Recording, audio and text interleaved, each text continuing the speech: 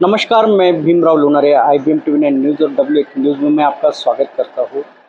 इस वक्त मैं समेकित क्षेत्रीय कौशल्य विकास, पुनर्वास एवं दिव्यांगजन सशक्तिकरण केंद्र में हूँ, यानी CRC नागपुर विभाग में मैं हूँ। और मेरे साथ में मैं बताना चाहूँगा कि जो समाज कार्य विभाग के जो अधिकारी हैं वो मेरे साथ में हैं, राजेंद्र मेश्राम सर। हम उनसे जानेंगे कि CRC की देश में क्या भूमिका है। सर, आपका IBM टीवी 9 न्यूज़ और WH न्यूज़ में बहुत बहुत स्वागत है। धन्यवाद। हमारे दर्शकों को ये बताइए कि CRC ये देश में क्या लेके जाती है, क्या कार्य करती है और दिव्यांगों के लिए क्या महत्वपूर्ण भूमिका निभाती है। जी सर, बहुत अच्छा सवाल। और सबसे पहले आपके न्यूज़ चैनल का बहुत बहुत धन्यवाद। सर देखिए कि CRC पूरे भारत में लगभग 21 राज्यों में है।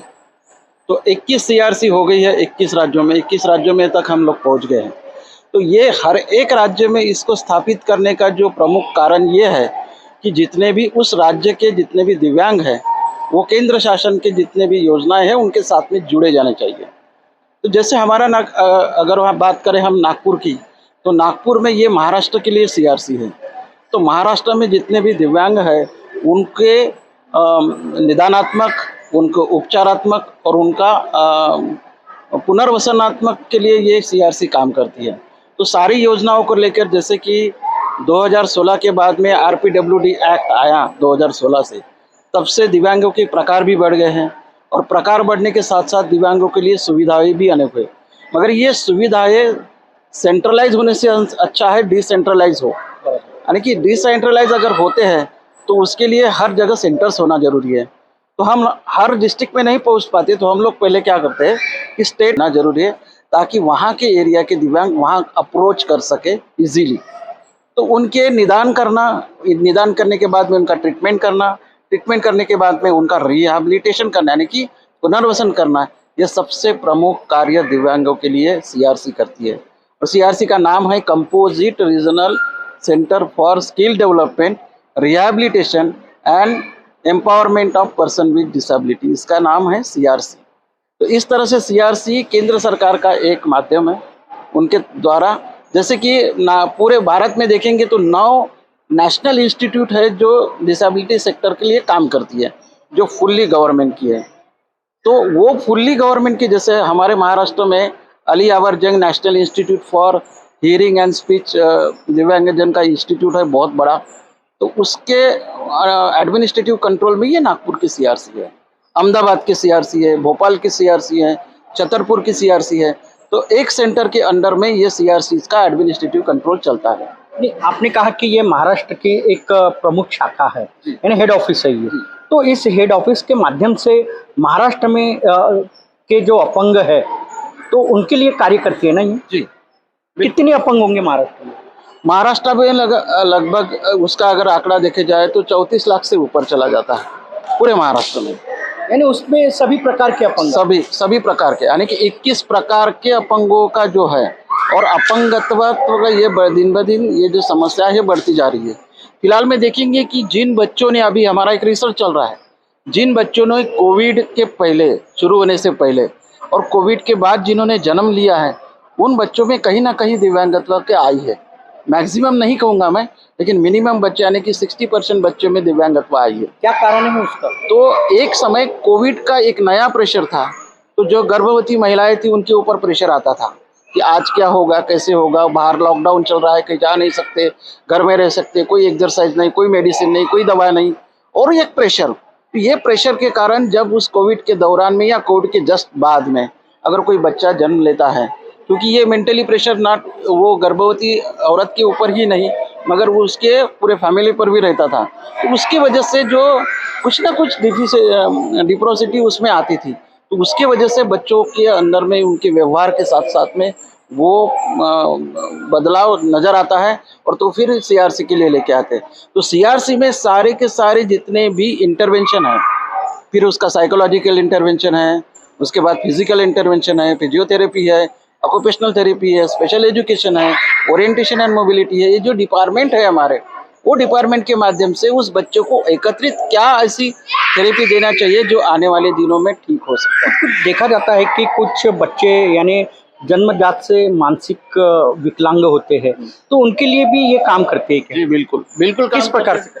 जैसे कि देखिए, इंटेलेक्चुअल डिसेबिलिटी यानी कि मतिमंदता और गतिमंदता में आते हैं तो मानसिक रूप से बीमार है। तो जो बच्चा पहले से अगर देखा जाए कि वो मतिमंदता में आता है तो पहले उसका आईक्यू टेस्ट किया जाता है। आईक्यू टेस्ट करने के बाद में उसको अलग अलग थेरेपी दी जाती है। अगर थेरेपी में भी उसको रिकवर नहीं हुआ, उसका आईक्यू टेस्ट की परसेंटेज नहीं बढ़ पाए, तो फिर उसको मतिमंदता या गतिमंदता में दिया जाता है। अब ऐसे बच्चों का जो खर्चे का है वो बहुत ज़्यादा होता है। वो जो गरीब परिवार से लोग रहते हैं वो हॉस्पिटल का खर्चा वहन नहीं कर सकते, प्राइवेट में जा नहीं सकते, बहुत सारी सुविधाएं गवर्नमेंट के हॉस्पिटल्स में नहीं होती है, तो वो हमारे पास में आते हैं। तो हम लोग क्या करते हैं, सेंट्रल गवर्नमेंट की स्कीम है निरामय स्कीम, वो निरामय स्कीम के अंदर में उनके साथ जोड़ देते हैं। तो उनको साल भरे में उनके ट्रीटमेंट का और उनके दवाइयों का 1 लाख रुपये खर्चा गवर्नमेंट से मिलता है। तो एक साल में 1 लाख रुपये तक का खर्चा वहन करने की जो प्रेशर उस फैमिली पे आने वाला था वो रिस्टोर हो जाता है। तो उसी तरह से उस बच्चे की थेरेपी हो जाती है, दवाई मिल जाती है, उनके बच्चे आगे चल के पढ़ाई में जाते हैं। तो अब ऐसे बच्चों को स्कूल में डालने के लिए भी एक चुनौती होती है। तो हमारे पास जितने भी समाज कल्याण विभाग के द्वारा चलाई जाने वाली स्कूलें हैं, उन स्कूलों के साथ में भी कोऑर्डिनेशन है। नागपुर में होगी ना? नागपुर में लगभग 13 स्कूल है सर। नागपुर में 13 स्कूल होने के साथ साथ में 13 स्कूल में मतिमंद बच्चों के लिए। एक तो हमें सिर्फ बर्डी की मालूम है कि जहाँ पर नंदनवन मतिमंद मनस्क मुलांची शाळा इतना ही पता है, लेकिन इसके अलावा भी जो ग्रांटेड नॉन ग्रांटेड ऐसे स्कूलों है वो लगभग 13 है। यानी मतिमंद जो अपंग होते हैं, मतिमंद जो बच्चे होते हैं, उनके विकास के लिए यानी किस जो खर्चा आता है वो पूरा यानी निरामय में आ जाता है। निरामय में आ जाता है। जी बिल्कुल। किस प्रकार से आता है? जैसे कि उनका पहले हम लोग ऑनलाइन ही नहीं, ये निरामय स्कीम सेंट्रल गवर्नमेंट की स्कीम है, नेशनल ट्रस्ट की ओर से चलाई जाती है। तो उनका ऑनलाइन पूरा आवेदन कर लेते हैं हम लोग। लगभग 6 फॉर्म होते हैं ऑनलाइन के, उसको भर के कंप्लीट कर देते हैं। उनको फिर एक कार्ड आता है गवर्नमेंट की तरफ से। कार्ड आने के बाद में कार्ड के पीछे में पूरा एड्रेस रहता है, उनका रजिस्ट्रेशन कार्ड होता है। ये फिर अभिभावक अपने बच्चों को चाहे गवर्नमेंट में हो, प्राइवेट में हो, किसी भी हॉस्पिटल में ले जा सकते हैं। वो डॉक्टर की फीस होगी तो उसका बिल ले लें, जहाँ से दवाई खरीदते हैं वहाँ की रिसिप्ट ले लें। वो सारी रिसिप्ट वो जो दिए गए एड्रेस पर पोस्ट कर देने से उनके उस महीने का खर्चा उनके अकाउंट में आ जाता है। तो ऐसा पूरे साल भरे में 1 लाख रुपए तक का खर्चा होता है। फिर अगले साल उनका रिन्यू करना पड़ता है।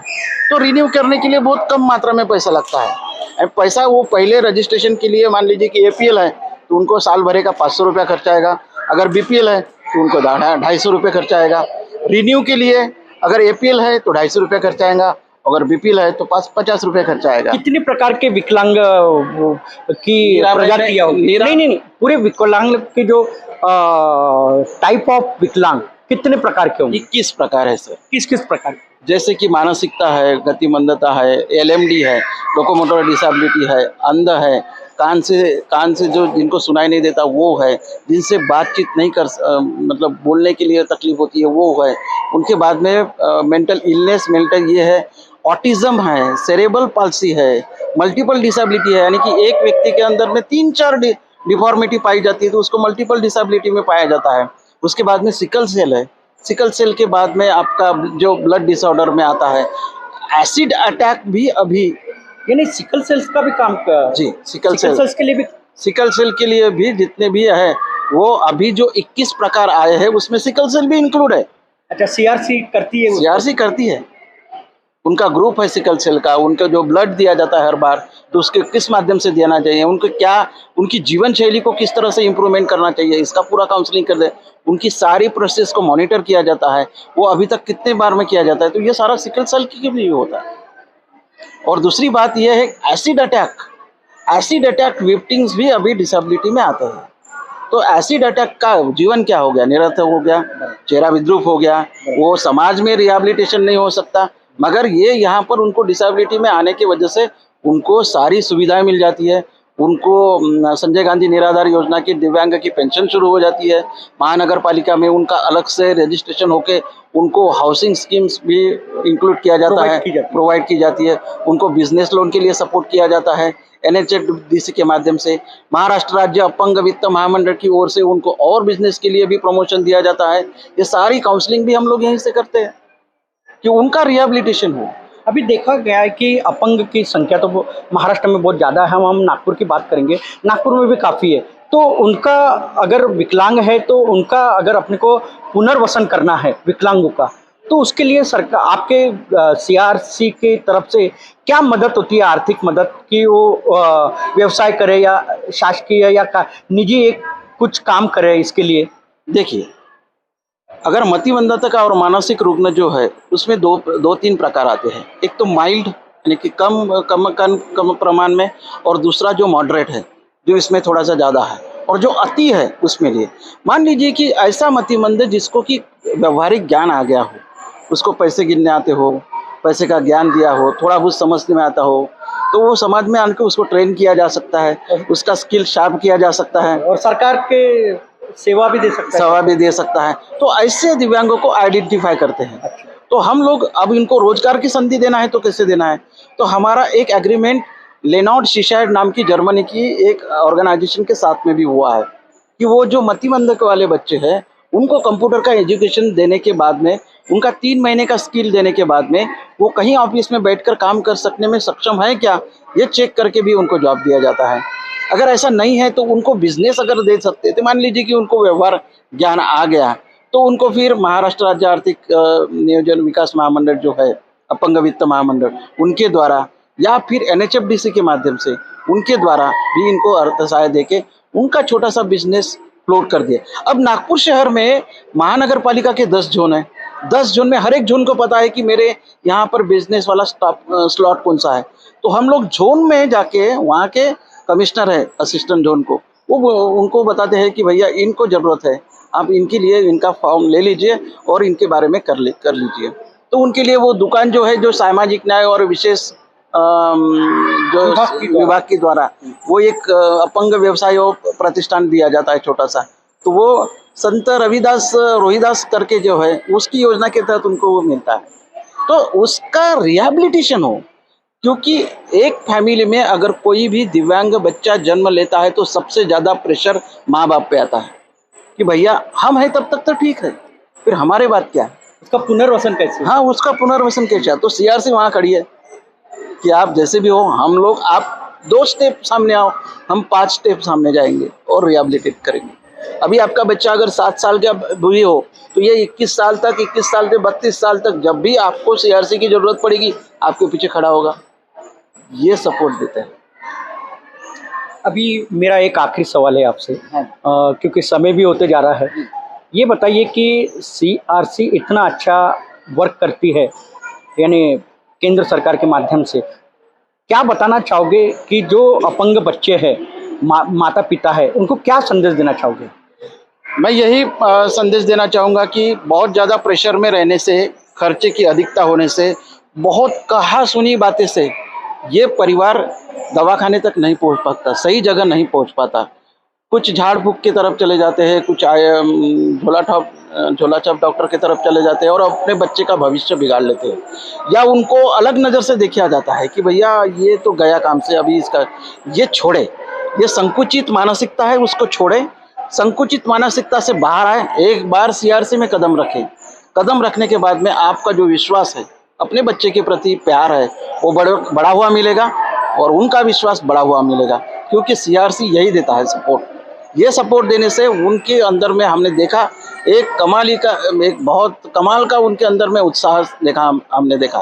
तो ये उत्साह हम चाहते हैं कि हर एक माँ बाप में आए। इसलिए सारे दिव्यांग जितने कि उनके पालक है, उनसे निवेदन है कि मानसिकता से बाहर आइए।